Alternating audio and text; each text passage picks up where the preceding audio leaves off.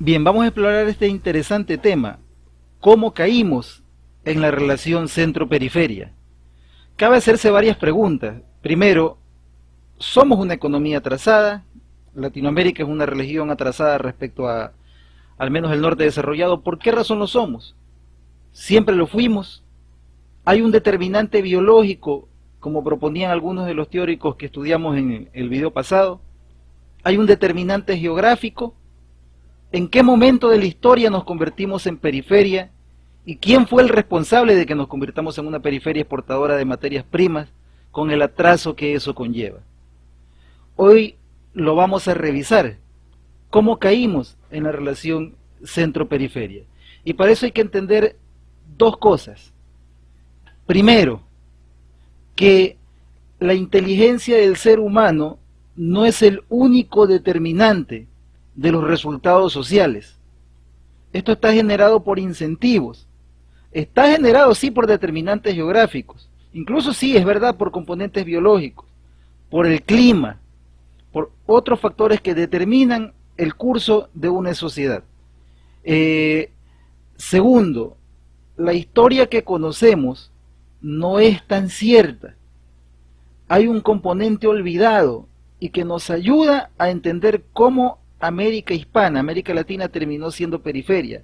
Increíblemente, nuestra historia, y esto le va a costar a muchos asimilarlo, está muy relacionada al crecimiento económico de China. Nos convertimos en periferia debido a una perturbación en el crecimiento económico de China. Y quizá dejemos de serlo por un nuevo auge en el crecimiento económico de China, o quizá profundicemos nuestra condición de periferia. Eso es lo que vamos a revisar en este momento, pero primero hay que tener entendidos ciertos axiomas. Son las necesidades sociales, no solo individuales, las que determinan el desarrollo tecnológico, las que determinan las invenciones. Por ejemplo, ¿por qué razón los indígenas amazónicos no inventaron la ropa, el tejido, el telar, qué sé yo, el abrigo? ¿Por qué razón los esquimales sí crearon pues el iglú, el cocido de pieles de oso, el curtido de pieles de foca? Por supuesto, pues son las necesidades. Segundo, incluso las innovaciones sociales están determinadas por el clima y por la cantidad de recursos naturales de las cuales se dispone. Por ejemplo, ¿acaso los indígenas amazónicos tenían alguna necesidad de parcelar la tierra en propiedades pequeñas? De decir, esta parte es tuya, esta parte es mía, siendo que viven en un hábitat tan grande, donde no se necesita la ganadería, donde no se necesita la agricultura, donde todo está presto para simplemente ser un cazador-recolector y así abastecerse. Por supuesto que no. Entonces, una innovación social, como la propiedad misma de la tierra, no fue necesaria para los indígenas amazónicos. Y fíjense que ellos tienen prácticamente el mismo componente biológico, la misma carga genética, son prácticamente los mismos que los indígenas de los Andes. Y sin embargo, estos indígenas de los Andes sí tuvieron pues avances civilizatorios mayores. Hicieron pirámides, construyeron grandes civilizaciones, había propiedad sobre la tierra, aunque algunos no lo quieren creer, utilizaron moneda, escritura, matemáticas. ¿Acaso los indígenas de los Andes son más inteligentes biológicamente que los indígenas amazónicos? Por supuesto que no, son prácticamente lo mismo. Fue el clima, fue la cantidad de recursos de la cual disponen la que llevó a la diferenciación social entre unos y otros. Esto por ponerle un ejemplo, para empezar a entender luego el ejemplo global, ¿no? Ya la relación centro-periferia. Entonces, ese empuje inicial que tiene una civilización, en este caso como estamos comparando, la civilización americana andina, la llevó a, si parcelas la tierra, necesitas pues un registro de propiedad sobre la tierra, necesitas escritura, necesitas números, necesitas leyes, necesitas al Estado, y necesitas un ejército, ¿sí? Para ampliar la propiedad sobre la tierra, sobre los animales y por supuesto también sobre los esclavos, ¿no? Sobre otros seres humanos. Entonces los desarrollos civilizatorios se dan a veces por coincidencias, por empujes iniciales que tienen los seres humanos que se sientan en cierto núcleo geográfico con cierta cantidad de recursos. Eso es lo que los economistas conocen como racionalidad económica, es decir, buscar la maximización del beneficio minimizando el esfuerzo invertido en el menor tiempo posible y con el menor riesgo. Eso es racionalidad económica. No solo la inteligencia individual la que produce resultados sociales, es la inteligencia colectiva, aunada. Los individuos aunan su inteligencia en una meta colectiva que está derivada de sus necesidades sociales, de los recursos que tengan y sobre todo lo que las élites les diga que deben o no deben producir. Por eso, cuando se dispone de recursos abundantes, una civilización utiliza esos recursos y eso lo lleva inevitablemente a éxitos o fracasos sociales. Recuerde, se trata de maximizar beneficios en el menor plazo posible. Casi nadie piensa en el largo plazo. Entonces pasan cosas como la siguiente. Vamos entrando poco a poco en esto, ¿no? Miren, ¿por qué razón en el momento en que tanto China como Europa, allá por los 1600, eran civilizaciones de un avance relativo parecido, aunque China llevaba la ventaja? ¿Por qué razón al entrar en los 1700 es Europa la que desarrolla maquinarias que luego la llevan a dominar el planeta y no las desarrolla China? Por una simple razón: en China había abundancia de un recurso, mano de obra, abundancia de chinos, personas. Por lo tanto, no había ninguna necesidad en China de innovar en tecnologías ahorradoras de fuerza, ahorradoras de trabajo. En Europa había escasez de personas, de mano de obra, y ya para ese momento abundancia de capitales, debido a la llegada de oro y plata procedente de las Américas. Es entonces donde los europeos desarrollan, justamente porque era demasiado cara la mano de obra, en una Europa con población escasa, con un clima que mataba a demasiados europeos, con unas costumbres sanitarias que los hacía tener una mortalidad infantil y juvenil bastante grande. Esa mano de obra escasa generaba mayores costos laborales.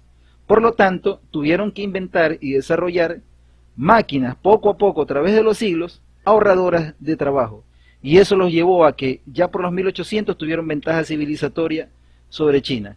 Partamos de ese punto y con esto vamos a entender cómo nosotros caímos en la relación centro-periferia. Vamos a verlo. Primer concepto que necesitamos entender es que la economía global no es una novedad. Ya la globalización existía, no siglos, milenios atrás. De ninguna manera esto es incluso intrínseco del capitalismo. Ya hace milenios había una economía afro-euroasiática, principalmente asiática, en segundo lugar europea y en tercero africana, donde el comercio fluía en todas estas regiones y las innovaciones se daban mayormente en el extremo oriental del Asia, sobre todo en la China. Innovaciones tecnológicas como la brújula, la imprenta, que se le atribuye modernamente al alemán Gutenberg, en realidad habían sido construidas y desarrolladas en la China. El imperio chino era de largo la mayor economía del planeta. Le seguía la civilización india, líder mundial en textiles, por ejemplo. China producía, entre otras cosas, porcelanas, monedas de cobre, textiles como la seda, otro tipo de materias primas, armas, licores, que luego eran exportados hacia Europa y, aunque no lo crean, llegaban incluso a América. Ya cuando Europa tenía a América como colonia, muchas importaciones que usaban nuestros antepasados que se creía venían de Inglaterra, en realidad eran de la India, eran reexportaciones que habían tomado los ingleses y las enviaban para América. Y aunque la historiografía tradicional haya tratado de borrar estos hechos, son fácilmente reconstruibles.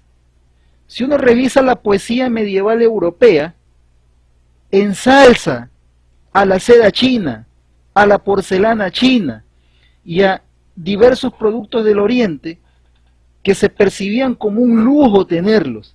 Hay una ventaja competitiva y de calidad bastante grande de las economías orientales hacia las economías occidentales europeas.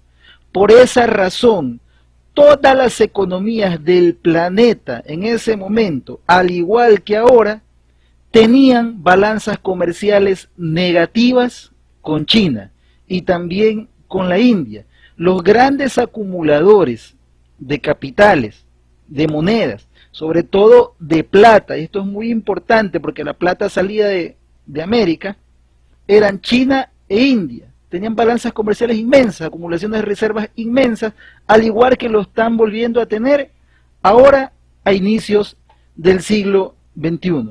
Para empezar, hay que tener en cuenta esa idea. Eurasia, la masa eurasiática, pero sobre todo Asia. Y repito, por favor, no es por cuestiones biológicas. La geografía determina que China sea, como lo decían, el depositario último, tenga fuerzas centrípetas, es como un gran remolino donde las reservas internacionales terminan concentrándose en su territorio.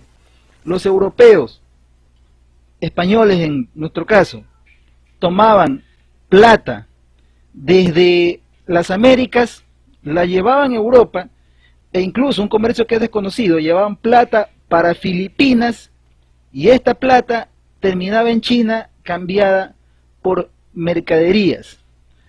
Incluso la razón por la cual los europeos llegaron a América fue buscando una ruta comercial con China, para tratar de evitar la intermediación con los musulmanes, para comerciar con esa rica economía, rica no solo económicamente, en innovaciones tecnológicas, innovaciones civilizatorias.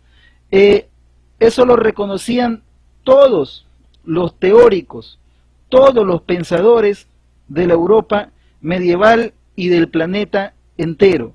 China era la región más altamente desarrollada en esos milenios. Si usted quiere ahondar sobre el tema, para que no se lo diga yo, sino que quiere un académico reconocido, bueno, pues vaya entonces, reconocido mundialmente, vaya pues entonces y léase el libro de André Bunderfrank, Reorientar, del difunto André Bunderfrank, que hace poco murió, un hombre muy valioso, quizá de los más grandes que ha pisado este planeta, y sin embargo es poco conocido.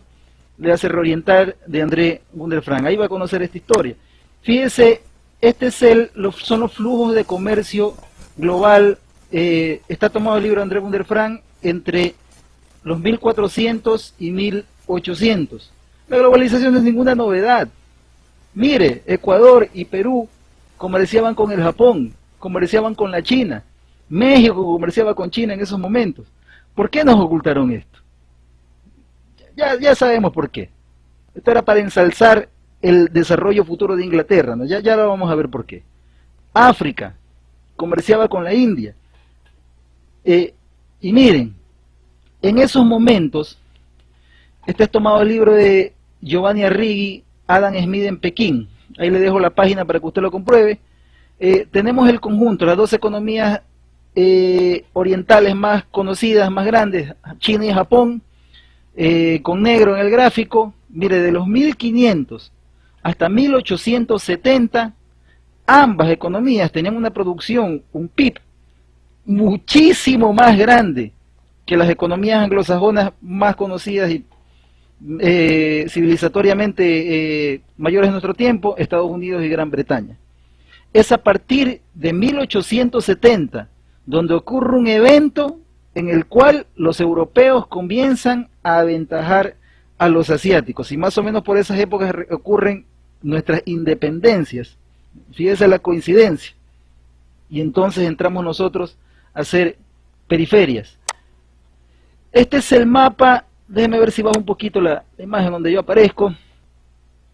Este es el mapa del comercio, los flujos de comercio global que nos da André Wunderfrank, y aquí hay un dato bien interesante. Mire los flujos de plata allá entre el 1500 y 1890.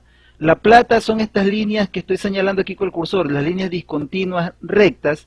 La plata salía del Perú, de las minas del Potosí, del centro de la América del Sur, salía también de México, por Acapulco, y iban hacia el oeste, hacia Filipinas, y en Filipinas llegaban a China.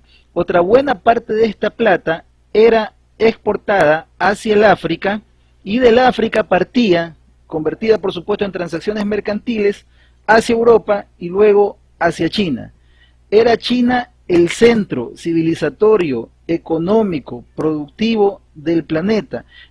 Esa parte de la historia que nosotros nos le enseñan como el medioevo, como de grandeza civilizatoria europea, en realidad era una absoluta subordinación a las economías asiáticas. Claro, al mismo tiempo nosotros, la América del Sur, la América hispana estaba subordinada pues a los colonialistas europeos, pero los colonialistas europeos no tenían nada que hacer, ni la más mínima ventaja productiva frente a los asiáticos. Y eso se refleja en el hecho de que extraían oro y plata de nuestra América para comprar tecnología, tecnología marítima, tecnología textil, avances civilizatorios, libros, todo aquello del Asia, que era en realidad la verdadera civilización universal de su momento. Vamos a seguirle, ¿no? Está bueno esto, ya seguimos.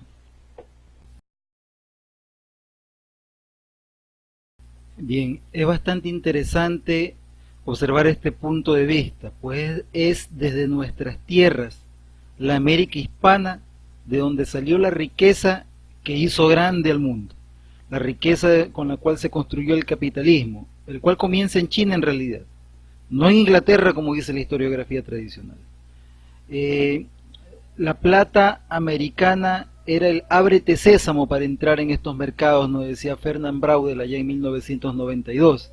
Desde el principio, la América hispánica había sido inevitablemente un elemento decisivo en la historia mundial. ¿No es acaso América tal vez la verdadera explicación de la grandeza de Europa?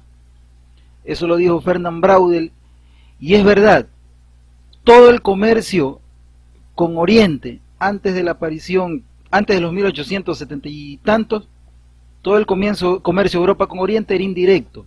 Se hacía a través de los imperios musulmanes o en la ruta de la seda tomada por el imperio mongol.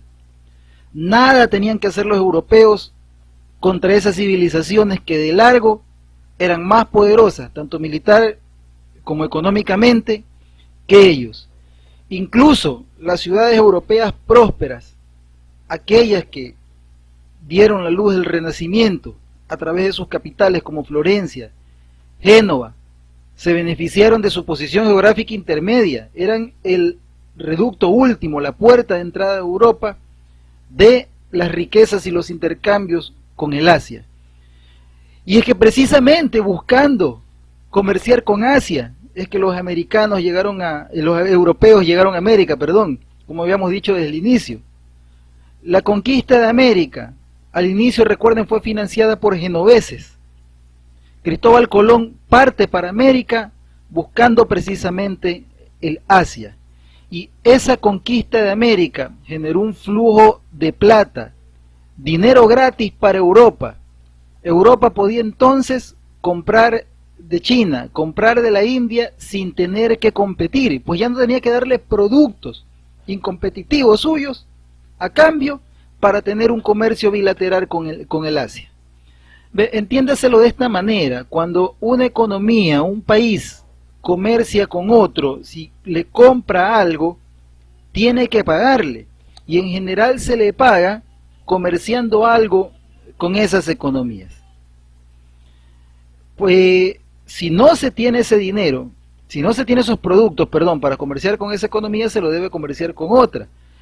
La plata americana paliaba la incompetitividad europea véalo así, mire, China le entregaba a Europa de seda, textiles, la India le entregaba textiles, qué sé yo, pólvora, porcelana china que era bastante evaluada, y Europa tenía que entregarle a cambio plata. El mundo vivía en un patrón plata, cuyo centro era China. Pero para obtener esa plata, Europa tenía pues que exportar algo primero. Y Europa era sumamente incompetitiva. La plata americana le dio dinero gratis a los europeos. De repente ya no necesitaban exportar nada. Ya su incompetitividad quedaba de lado. Ahora solo con la plata europea ellos podían comprar y entonces acumular. Y esas exportaciones que China le hacía a Europa terminaban en sus colonias, como América y África. Es decir, los europeos se convirtieron en intermediarios y empezaron a acumular más y más y más a través de los siglos. La plata americana era la que abastecía este comercio, la plata sobre todo de las minas del Potosí, de las minas de México. España, a través de su hegemonía sobre las Américas, llevaba esta plata hacia Europa. En Europa se incentivaba la producción y el comercio en zonas como Inglaterra, por ejemplo, incluso zonas ya bastante al este de Europa como Polonia, se beneficiaban de la plata americana. Pero sobre todo se beneficiaba la producción asiática. Miren, esto puede parecer extraño, pero fue así. Quien más ganó al inicio al menos con la plata americana no fue España, no fue Inglaterra, fue China. La producción china se incrementó un montón con la llegada de plata americana, con los flujos de plata americanos. Era tan visible, se lo puede ver por medio de datos, que la productividad china era mayor que en Europa, porque la llegada de plata a Europa generó lo que llaman la revolución de los precios. Allá a inicios de los 1500 los precios en Europa subieron porque el valor de la plata, por estar en exceso, sobreofertada en Europa, comenzó a caer. Y sin embargo no cayó el valor de la plata en China. ¿Por qué razón? Porque China tenía una contraparte en productividad. Se elevó la producción de China al llegar la plata americana. En cambio en Europa solo se elevó el consumo, al menos al inicio, porque los europeos no tenían pues ninguna ventaja competitiva. Ya, mire, irónicamente, la plata americana construyó un Asia más poderosa. Se agrandó la ventaja del Asia al inicio, la ventaja del Asia sobre el resto de civilizaciones, sobre todo de Europa. Y no solo fue la plata americana el único aporte hacia estas grandes civilizaciones como China y Europa. Miren, los americanos habían ya plantado, esto es tecnología, esto es biotecnología, maíz, patatas, otros cereales, adaptándolos poco a poco a las alturas, a los territorios inhóspitos de América. Acá en Sudamérica, por ejemplo, la papa, allí el maíz en México. Y con estos cultivos, ellos abastecían a su creciente población. Vea, una vez llegan los europeos a América, todos estos cultivos son exportadas, sus semillas, y en el Asia, por ejemplo, en 1560, ya habían registros pues, de cultura de papa. Fíjense, en 1560 ya había papa en China. Ya para el siglo XVII los chinos producían e incluso exportaban maíz. Y eso ayudó a que la población de China tenga un enorme crecimiento, aún más todavía. Y colaboró, pues por supuesto, a su desarrollo económico. Estos cultivos elevaron la frontera agrícola, pues eran más nutritivos que el arroz y más productivos en terrenos más inhóspitos, más infértiles. No solo amplió la frontera agrícola a lo ancho, sino también hacia arriba, porque estos cultivos los habían hecho los americanos precisamente con selección genética para cultivar cada vez a mayor altura. Esto es tecnología y fue transferida al Asia y también a Europa. Y fíjese en fenómenos como el siguiente.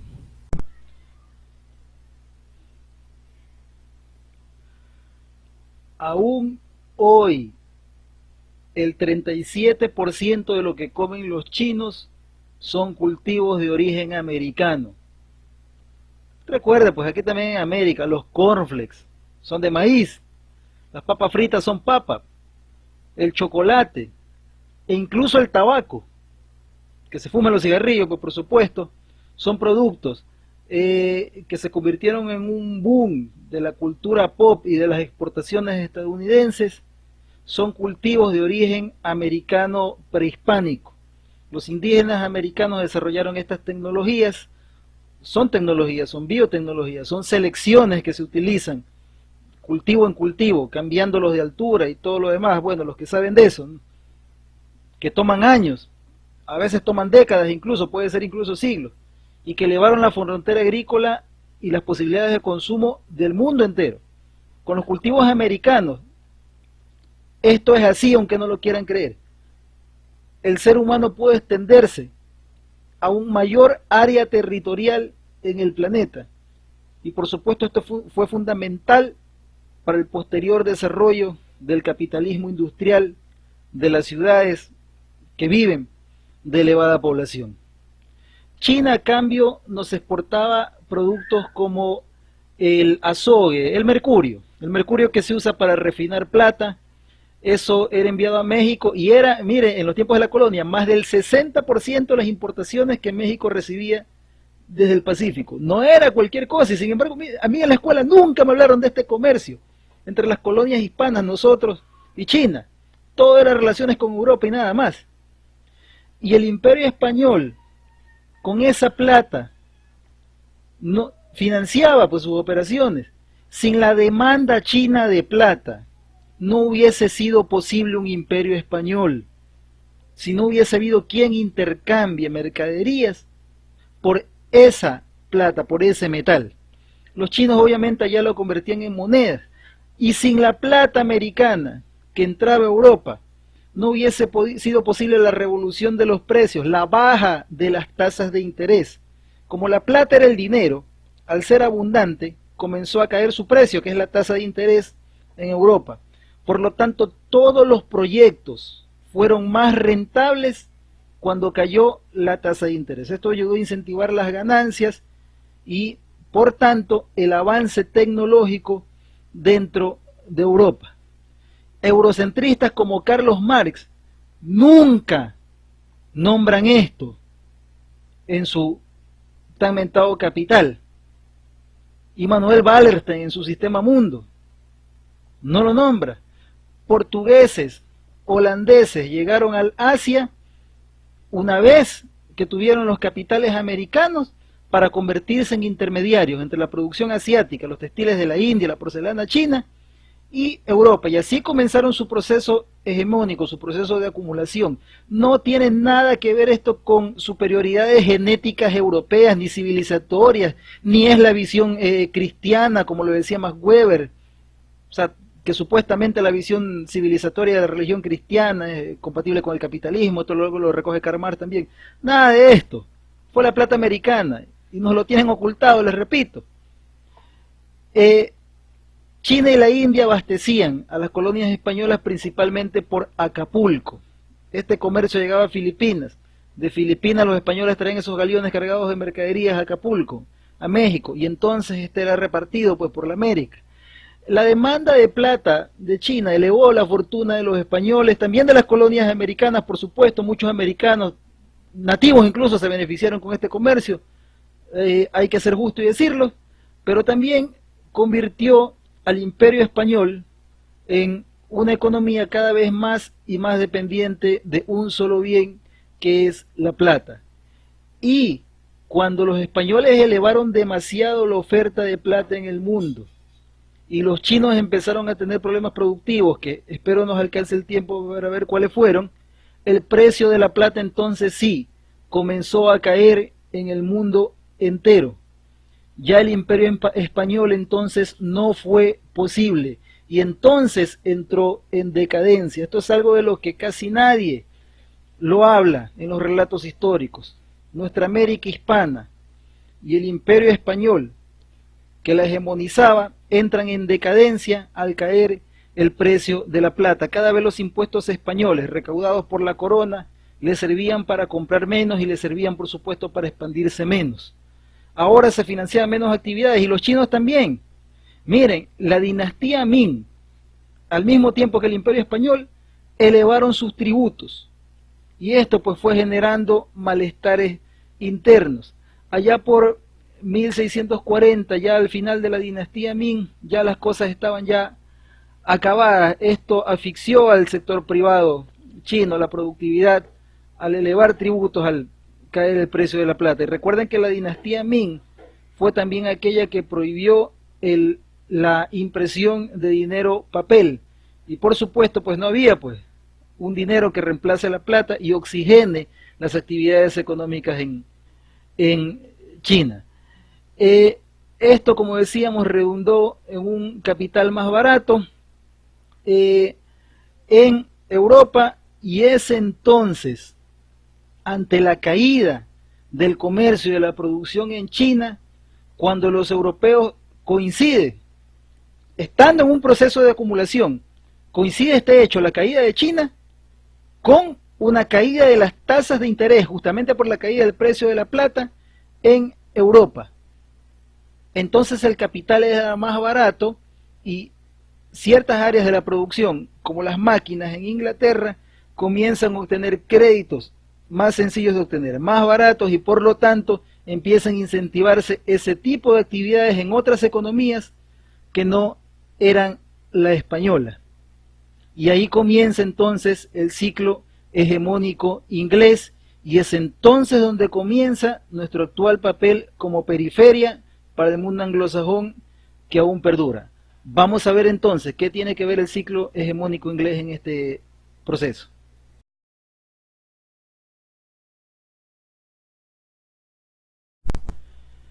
Podríamos decir que la grandeza civilizatoria de China tiene un gran salto con la dinastía Song. Durante la dinastía Song se populariza el uso de la pólvora para fines militares para repeler las invasiones mongolas. Durante esta dinastía China se convierte en el primer país en ubicar el norte global por medio de su invención la brújula. Es el primer gobierno del mundo en usar papel moneda, y esto no es cualquier cosa. El uso de papel moneda liberó a la economía china de la dependencia de las minas de oro y plata, es decir, podía haber una oferta mayor de moneda que elevaba el número de transacciones. Cuando una economía es productiva, se incentivan las invenciones, se incentivan los movimientos económicos con la abundancia de dinero. Cuando no es productiva, como el caso de Venezuela, por ejemplo, lo que se incentiva es el consumo y por tanto hay inflación. En una economía con potencial es bueno el dinero en abundancia. Esto ocurrió de forma análoga durante el Renacimiento en Europa. Leonardo, Donatello, Rafael, no las tortugas ninjas, sino los grandes artistas del Renacimiento, fueron posibles gracias a la falsificación de moneda durante el periodo del Renacimiento, porque el agotamiento de la plata, el agotamiento del oro, propios de la caída de Roma, ¿no?, que incentivaron la caída de Roma, se solucionó con la falsificación de moneda, por increíble que parezca. Más transacciones significa más demanda significa más innovación, más invenciones. Los hombres y mujeres geniales tienen entonces el espacio económico para su genialidad, sacar la flor, para producir. Las tasas de interés se vuelven más bajas, las innovaciones son posibles por estas tasas de interés bajas, se pueden financiar los proyectos. Por eso en la dinastía Song también existieron hombres como Shen Kuo, que era físico, geólogo, astrónomo, agrónomo, embajador, general, militar, matemático, cartógrafo y todo lo que se les puede ocurrir, botánico, zoólogo, farmacólogo y burócrata del gobierno de la dinastía Song. Era una especie de Leonardo da Vinci elevado al cuadrado. Estos son billetes y monedas de la dinastía Song para verlos como curiosidad. Había una superioridad inmensa, productiva, por esos tiempos de China hacia el resto de economías. Por eso a los europeos no les quedaba más que una especie de sumisión comercial. Tenían que pedir permiso. ¿Qué lo demuestra? La carta del emperador Qianlong al rey Jorge ya en 1793. Mire, ya China ya aquí ya había entrado y estaba en avanzada decadencia. Sin embargo, ocurrían cosas como la siguiente. Así le contesta el emperador Qianlong al rey Jorge después de recibir a su emisario, que quería que los mercados chinos se abran para las manufacturas inglesas. Usted, rey, vive más allá de los confines de muchos mares, ha despachado una misión para que respetuosamente trajera su memorial. Su enviado ha cruzado los mares y también me ha traído ofrendas de productos de vuestro país. Como vuestro embajador puede apreciar por sí mismo, nosotros poseemos de todo. Yo no encuentro valor a los objetos extraños o ingeniosos y no tengo uso para los productos de vuestro país. No hay, por lo tanto, necesidad de importar manufacturas de los bárbaros del exterior a cambio de nuestra propia producción. Pero como el té, la seda y la porcelana que produce el Imperio Celeste son absolutamente necesarios para las naciones europeas y para la vuestra propia, hemos permitido como señalada muestra de favor que las firmas comerciales extranjeras se establecieran en Cantón, de manera que vuestros pedidos puedan ser satisfechos y así vuestro país participar de nuestra caridad, así con este aire de superioridad, llamando los bárbaros y mendigos, trataban los chinos por ese entonces a los solemnes reyes europeos de fines de los 1700. Muchos sitúan a 1850 como el año de declive de China ante el auge de Occidente, porque es entonces cuando Londres supera a Pekín como capital más poblada del mundo. Otros hablan de las guerras del opio, pero esto hay mil maneras de verlo, pero de ninguna manera se puede hablar de 1492, o sea, el descubrimiento de América, y peor de antes. No se puede hablar entonces de una superioridad histórica de Europa sobre el Asia y de todas las regiones del planeta. Esto simplemente no ha existido. Esto no es más que historiografía y propaganda. Sí, por supuesto, al final de esta era, allá a fines de los 1800, a mediados más bien, comienza Inglaterra, concretamente, a la cabeza de Europa, a superar a China e India. Pero recuerden, vamos a ver el porqué. Recuerden lo que hablamos al inicio, los incentivos, los factores de la producción que combinan las economías de forma racional para realizar sus innovaciones de producción. Miren, ¿qué había en Inglaterra y en Estados Unidos? Sobre todo en Inglaterra, pero pongamos Estados Unidos porque era parte de las colonias inglesas en ese momento. Había abundancia de capitales por esos años. Había escasez de mano de obra. Recordemos que en Europa siempre estuvo plagada de un montón de virus, qué sé yo, de plagas que mermaron su población. La población de Europa era bastante escasa y eso hacía que la mano de obra fuese más cara en Europa. Por esa razón los europeos eran incompetitivos frente a los chinos. No significa, por si acaso, esto no significa que la competitividad china se haya debido a alguna superioridad biológica de los chinos frente a los europeos. No es eso, es el uso de recursos. Los europeos tenían que pagar salarios más altos por la escasez de mano de obra y sobre todo porque los europeos tenían abundancia de tierra. Europa es un continente pequeño, pero con una población en ese momento bastante pequeña. Además, habían comenzado ya una colonización. España de las tierras de América, de México hacia abajo. Inglaterra de la parte oriental de Estados Unidos y de Canadá, además de Australia y de otras zonas del mundo. Por lo tanto, encima de que la población inglesa y europea era escasa, tenían mecanismos de salida, de escape de los salarios bajos, convirtiéndose en propietarios en tierras extrañas, convirtiéndose en exploradores, y eso volvía más cara aún la mano de obra en Inglaterra y en Europa en general. En cambio, en China y la India había abundancia de capitales, pero también abundancia de mano de obra. Por lo tanto, había abundancia de chinos y de indios que eran utilizados como mano de obra barata. Y había escasez de tierra, porque en el caso de China, por ejemplo, China no tenía las colonias de países extraños como las tenían los europeos. No tenía incentivos para realizar un tipo de coloniaje. Sus ciclos económicos se daban dentro de su territorio. Y estaba rodeada de imperios como el mongol, como el mismo imperio indio, como tierras al sur, como Siam. Es decir, con civilizaciones que no tenían una diferencia tecnológica y militar tan marcada como para ser derrotadas tan fácil, de forma tan fácil, como los ingleses y españoles sí habían derrotado a sus vencidos. Por lo tanto, en China e India, la población no tenía el escape hacia tierras que no estén delimitadas en propiedad, así como las tenían ellos, Y por lo tanto, en China e India sí había un aprovechamiento de la mano de obra barata, por lo tanto nunca hubo incentivos en ese periodo de crisis, cuando la plata pierde valor, allá por los 1700, en China e India no hubo incentivos para industrializar, sí los hubo en Inglaterra, sobre todo para hacer innovaciones que ahorren mano de obra, que era escasa, es decir, mecanización industrial. Dado que los obreros eran caros, había que hacerlos producir más, como mecanizando los procesos industriales. En China e India sí hubo en esos periodos avances tecnológicos, pero no hacia la industrialización, y la industrialización terminó siendo determinante para el fin de la hegemonía china y el inicio de la hegemonía inglesa. En ambos casos, ambos modelos de desarrollo, ambas respuestas hacia la crisis fueron casos de racionalidad económica. Ambos hicieron lo que podían hacer con los recursos que tenían.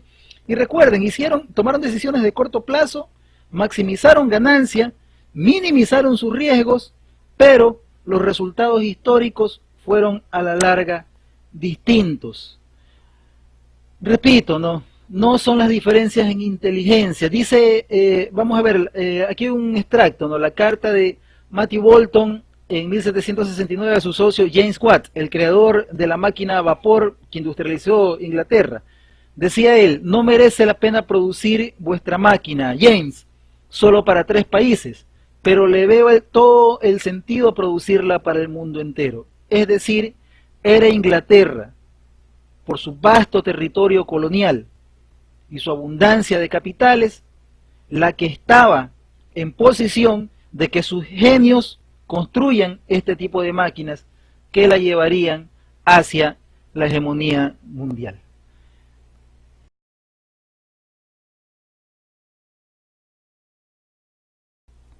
Es entonces cuando la masonería inglesa, con sus contactos en América como Miranda, Bolívar y San Martín, comienzan a financiar las llamadas guerras de independencia, que fueron en realidad el desmembramiento y balcanización de las colonias hispanoamericanas unificadas, que tenían un enorme potencial como mercado. Imagínense, los semejantes territorios con tamaña población, tanto si hubiesen permanecido en España, con España, como si se hubiesen independizado de verdad, por supuesto, en su momento, América hispana tenía un valor incalculable, con tantos recursos naturales, esa cantidad de población. Imagínense a dónde hubiésemos llegado.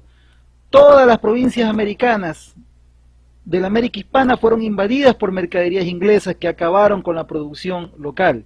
Y miren, una coincidencia bastante increíble: mientras la masonería hacía independencias, como la estadounidense, por ejemplo, otras sociedades secretas, como la Sociedad del Loto Blanco en China, estaba tras la rebelión de Shantung, allá en 1774, que marcó el declive de la dinastía Qing. Y los europeos entonces comenzaron a reemplazar a los comerciantes chinos en todo el Asia Oriental. Fíjense, eventos casi simultáneos. Las guerras del opio, allá a inicios de los 1800, son ya el punto máximo, el declive, ahora sí, de la hegemonía china.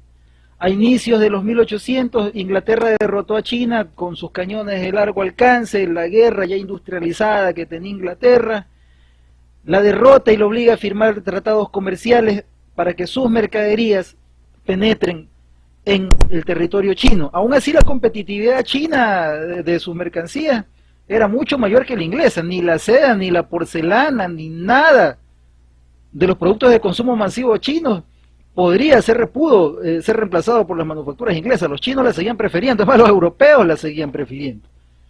Karl Marx, en su visión eurocentrista, si mal no recuerdo, en el manifiesto comunista, decía que la competitividad inglesa derriba todas las murallas chinas, y por eso el avance del capitalismo europeo. No fue así, jamás fue así. La competitividad china se mantuvo incluso cuando ya había empezado la industrialización europea, porque la calidad técnica china, como lo dije hace un rato, la tecnología china sí había avanzado, solo que no hacia la industrialización. Por eso, con estas guerras, los europeos, encabezados por los ingleses, obligan a China a subyugarse. Pero al ver que no podían, incluso con la derrota militar, conquistar sus mercados, comienza algo que fue terrible, la legalización del consumo de opio, vendido por los ingleses, sembrado en India y sembrado en Afganistán, para venderlo en China, y convertir en idiotas a su población, un montón de drogadictos, con fuerzas intelectuales en declive, que mataron entonces sus fuerzas comerciales. Ahí acabó la innovación china. Es así entonces que se explica el fenómeno que hablábamos al inicio. China y Japón dejan desde 1870 de ser las guías económicas del mundo, y Estados Unidos e Inglaterra pasan a reemplazarlas. Es de ahí en adelante, lo mismo que hicieron en China, ya lo habíamos dicho, nos hicieron en Hispanoamérica. Nosotros comenzamos de ahí en adelante a ser la periferia de Inglaterra. Nuestra producción comenzó a ser reemplazada poco a poco por mercaderías inglesas. No es coincidencia entonces que la decadencia, tanto el auge como la decadencia de España y del Imperio Ming, ocurran más o menos en las mismas fechas. China y España fueron imperios paralelos. Ambos nacieron y crecieron por la plata, el patrón plata. Ella fue la sangre de sus imperios, fue su auge y fue su decadencia. Cuando entró en crisis el patrón plata en China, allá por la dinastía Yuan, la dinastía mongola, se elevó la demanda de plata. Eso hizo posible la grandeza de España. Pero cuando entra en decadencia los precios de la plata, entonces cae la grandeza de España. En 1643, mira, la batalla de Roncroy, que se conoce como el ocaso del Imperio Español, fueron derrotadas las fuerzas españolas por el entonces Imperio Francés, comienza el declive de la supremacía militar española tradicional en Europa, y al siguiente año la dinastía Ming pierde el control de Pekín. Ambos imperios se derrumban casi al mismo tiempo. Mira la inmensa y estrecha relación que nunca nos contaron en la escuela y que han tenido China con nosotros, las colonias españolas. No siempre fuimos primarios exportadores, por supuesto. Durante el Imperio Español, entre 1620 y 1660, este es el caso de Ecuador, ¿no? Pero más o menos algo parecido pasaba con el resto de Hispanoamérica. Nuestro principal producto de exportación eran los astilleros, es decir, hacíamos barcos. Ya por 1660 eran los obrajes en la sierra ecuatoriana, es decir, los telares, como se ve en la imagen, donde productores indígenas, españoles y mestizos exportaban pues telas que también llegaban a China, ¿no? A pesar de que tenían una competitividad menor, pues alguito entraba, y de ahí en adelante, ya por los 1800, todo esto entra en descenso. Ya con las independencias, como le llaman, resulta que tuvimos en realidad lo que comienza es una dependencia todavía mayor, más profunda que la que teníamos con España, pero ahora con el Imperio Inglés. Ahora sí, todo cambió. El mundo entero, India, África y por supuesto nosotros, incluyendo los Estados Unidos, exportaban materias primas para Inglaterra. Estados Unidos le exportaba algodón. Nosotros semillas de cacao para el chocolate, qué sé yo, los africanos mangos, en la India telas que se seguían exportando para hacer las manufacturas inglesas textiles, y los ingleses exportaban a cambio armamento, tabaco, chocolate fabricado, trajes, estaban de moda en ese tiempo pues las casimires inglesas y todo aquello, y esto terminaba siendo una transferencia de plata, que ya no tenía como centro mundial a China, ahora a Inglaterra, y por supuesto esto propició la gigantesca acumulación de capitales del Reino Unido, que como centro hegemónico fue el ganador de esta relación, y esto se convirtió en un despojo de recursos naturales para nosotros. El Reino Unido empezó así a poblarse de fábricas, montones de fábricas, y luego de bancos que redundaron en pues una acumulación de capitales, una acumulación gigantesca que a la vez tenía elevadas ganancias. Es así, resumiéndolo claro, como llegamos a ser periferia de la civilización anglosajona.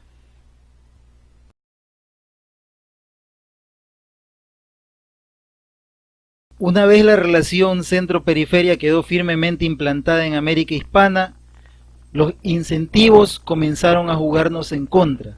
Ahora la racionalidad de las élites nos conducía hacia el atraso, porque ellos querían ganar lo más posible, minimizando riesgos, en el menor tiempo posible. Y para esto solo tenían que exportar materias primas para la Inglaterra industrializada. Exportar cacao para que ellos lo conviertan en chocolate, exportar algodón para que ellos lo conviertan en ropa, exportar frutas para que ellos las enlaten y más tarde exportar petróleo para que ellos lo utilicen como energía. Por esa razón, el atraso técnico de América Latina, y de ninguna manera se debe a inferioridades raciales, biológicas o de intelecto. Esto es entender la racionalidad económica y cómo ella crea las diferencias civilizatorias. Lo digo porque hay algunos idiotas que se dedican a esparcir versiones de la historia estúpidas en donde hablan de razas arias y barbaridades de ese tipo. Bueno, por supuesto, es que esta gente ha leído la versión inglesa de la historia, que es la que terminó obligándose a estudiar en los programas en América Latina y en el mundo entero, una vez se estableció la hegemonía inglesa. Con esa versión de la historia ellos justificaban su dominio sobre las masas mundiales, lo hacían que lo acepte. Imagínense, ocultaron la grandeza del imperio español, ocultaron la grandeza del imperio chino. Todo esto para justificar su maldad y su barbaridad. Todo esto para justificar la fuerza que aplicaron para convertirse en el imperio que fueron. Porque de ninguna manera fue la competitividad productiva, que las libertades económicas y todo ese discurso que incluso ahora algunos intelectuales circulan. No fue así. Y fíjese qué tan atados estamos nosotros, la civilización hispanoamericana, al destino del imperio chino, que ahora que éste resurge y nuevamente está ocupando la hegemonía mundial, nuevamente China es la economía más productiva, resulta que entonces esta información empieza a liberarse. China mismo empieza a revisar su pasado histórico, y esta empieza a circular por las vías más rápidas de información, corazón, el internet, y por lo tanto nosotros podemos conocer también nuestro propio pasado, y entonces ojalá, así espero, empecemos a construir nuestra propia historia, la que explique las razones de nuestro atraso y por supuesto por las que las elimine. Espero haber hecho el mejor resumen posible. Disculpen si he sido simplista, la cortedad del tiempo me obliga. He tratado de hacerlo mejor aquí mientras me tomo esta riquísima sangría con frutas. Gracias por haber escuchado este video. Si alguien quiere hacer alguna pregunta, sobre todo en cuanto a las fuentes, ¿no?, de dónde sale esta información, encantado se la doy. Fundamentalmente sale el libro de André Gunderfrank, Reorientar, del 2008. Muchas gracias por ver este video. Nos vemos en la próxima.